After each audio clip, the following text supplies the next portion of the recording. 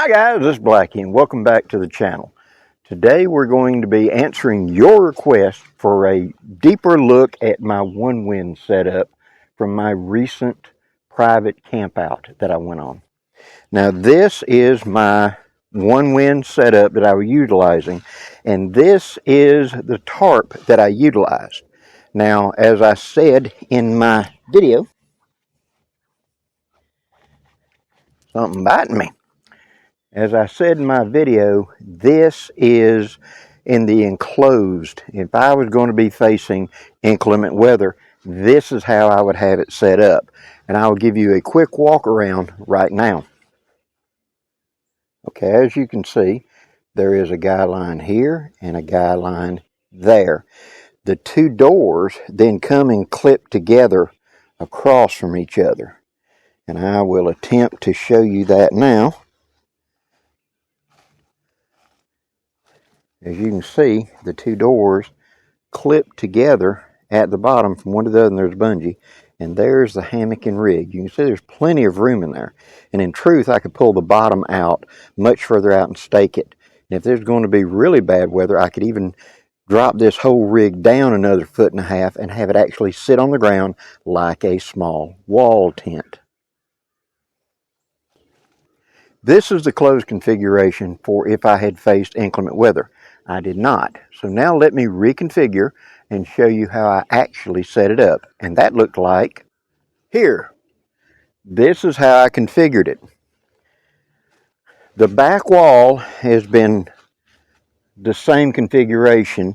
The two sides are pulling it out and it's been allowed to droop. And I anchored it at the corners in a semicircle like that around it. This cups, the front has been brought out, and for this demonstration I have brought two telescoping poles, but in the actual campsite I simply hooked to two available trees, and I think that my friend cut two poles to fit his. Very able to do that down there. But as you can see, it makes a very big roomy area. Now I'll bring you in a bit closer. Okay, from the actual edge of my tarp, 2 full steps in until you get to the hammock. And so as you can see, I've got tons of room.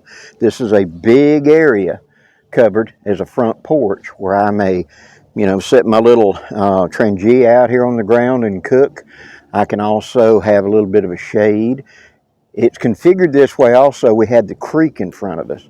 So we're getting a breeze off the creek and it will blow in here. And rather than just having this back wall fanned out, old woodsman trick I learned was to drop one down. So as the wind blew in, it kind of got captured and it would kind of swirl around in here instead of just flowing straight through.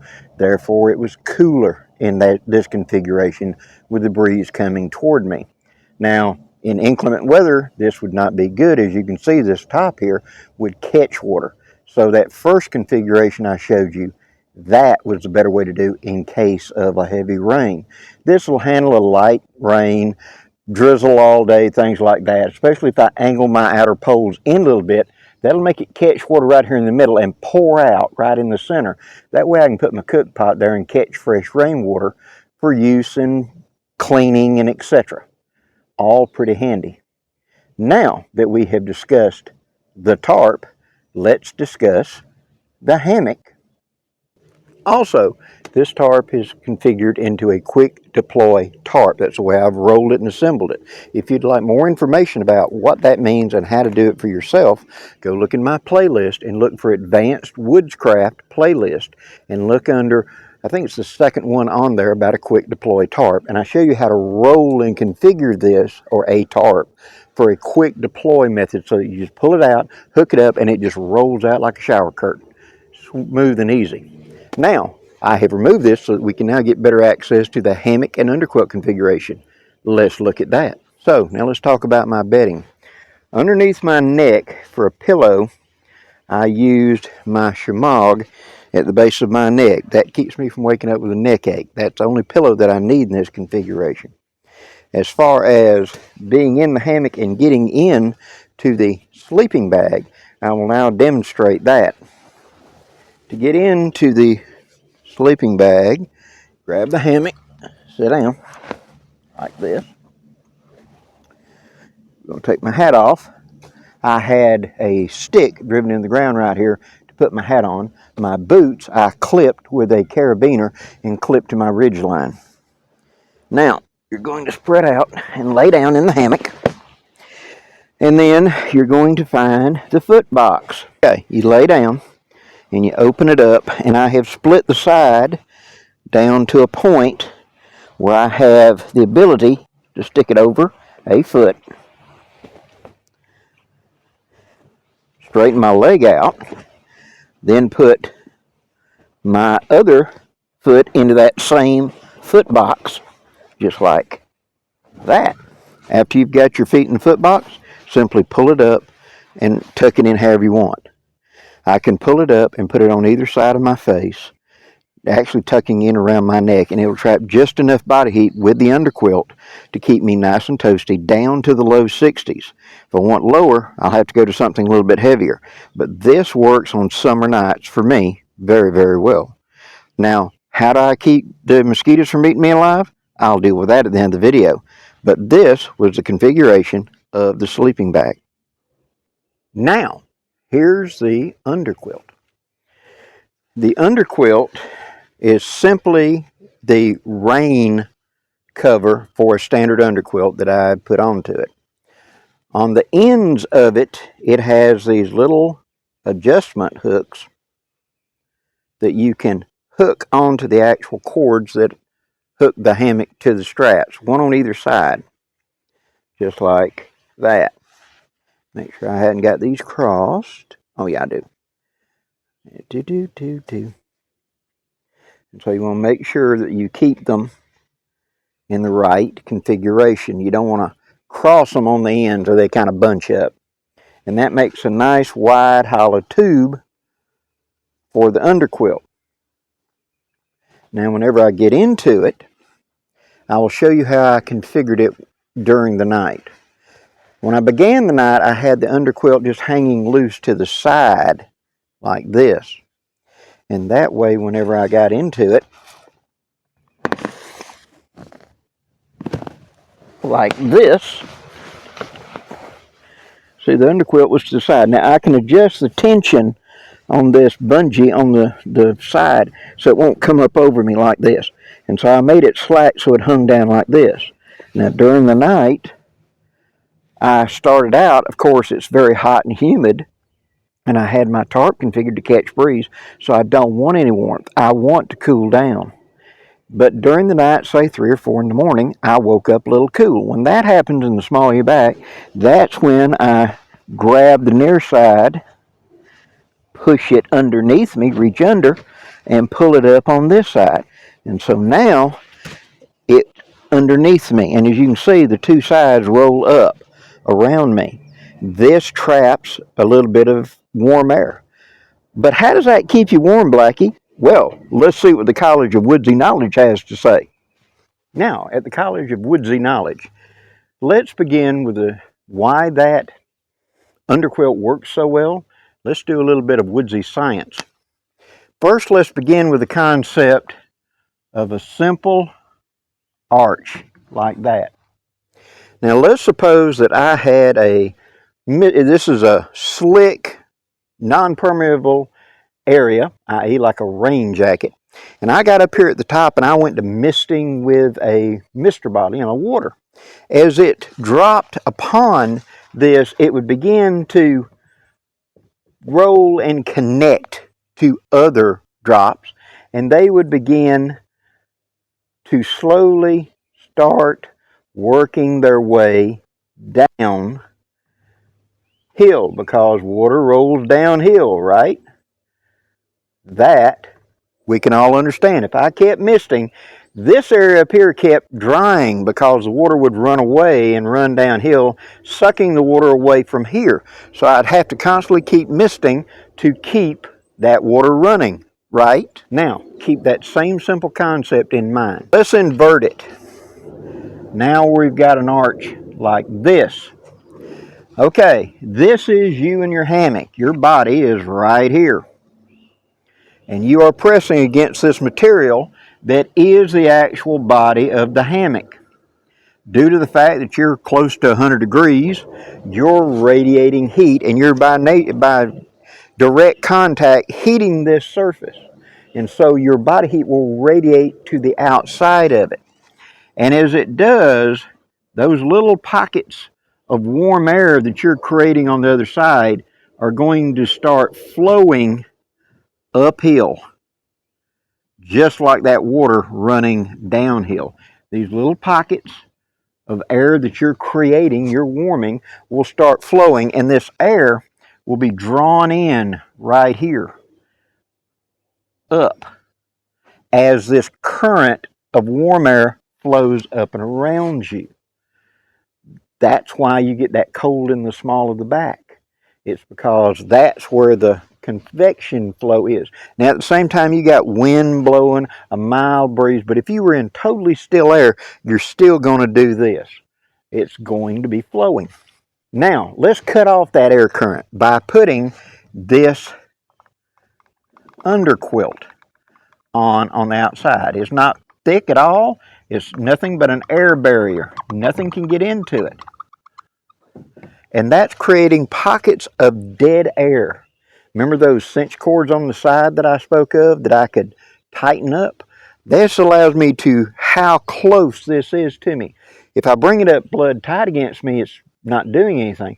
But I let it just a little slack, so something like the thickness of that is between me and my back. Then I'm warming all this air. And as that air still wants to flow uphill, it can't suck fresh air in below it anymore because of that underquilt barrier. So it cuts off this convection current and therefore traps warm air around me. And I feel warmer. Simple Woodsy thermodynamics. So that's what the Woodsy College has to say.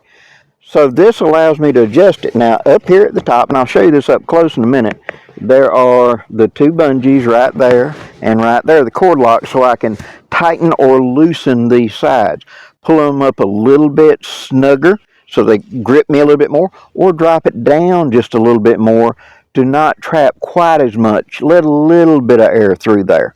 That is what I do in that configuration, and it makes it very simple. And if I wake up during the night too warm, I can just grab the side, push it underneath, and it's back off to the side on one side of me, just like that, without being continuously giving me a trouble. Now, the little hooks on the end, which I'll show you up close in a minute. The two cord locks, so here's all my adjustment. I can slacken that up and not make it stand up quite so proud. And I do that up there at my head. I just configured this backwards when I put it on. So here's the little hook that hooks to the line up here. And that draws up the end, as you can see, like that. And that's what makes it cup at the end. And then a little further down the side, you have that cord lock, and that's what cinches up the length. So the front cord lock pulls it this way, and these cord locks you can reach up while you're in it and adjust. They pull it up from the side. Very simple.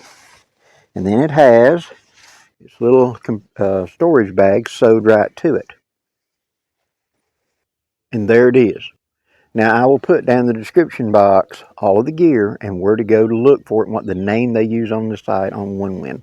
But this is the Onewind rain protector that we've been using as a summertime underquilt. Now, I have used it down into the 50s by adding an additional layer like a Wooby or a poncho liner between this, just drape it in there to add it as a true underquilt. So it becomes a wind, rain, and easily modified. And if you've already got a regular underquilt, adding this adds about 10 to 15 degrees of warmth because it shuts out that airflow coming into your underquilt. Now, how about the hammock? This hammock is the Onewind children's hammocks, and I have seen a gear hammock listed this way, but it's probably about 8 feet long, and I've had it for quite a while now. This is what I'm carrying in my EDC bag as a really lightweight hammock for quick deploy. It works as a chair and it works as a overnight hammock. Better than the 3-in-1 that you saw me recently describe. It rides in my haversack now because the predominant function of that was going to be a chair.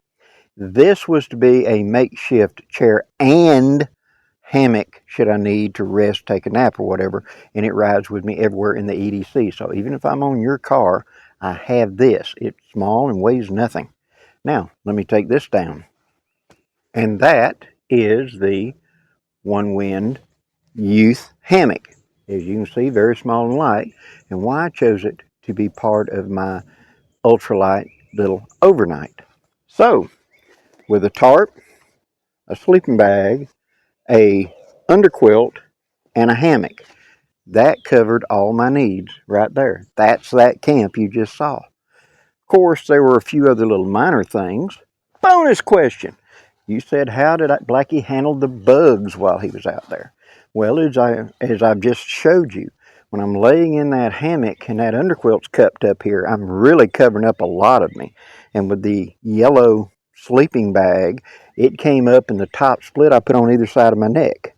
Then I'm wearing this toboggan on my head. I pull it down and that only limits to about this much of me exposed.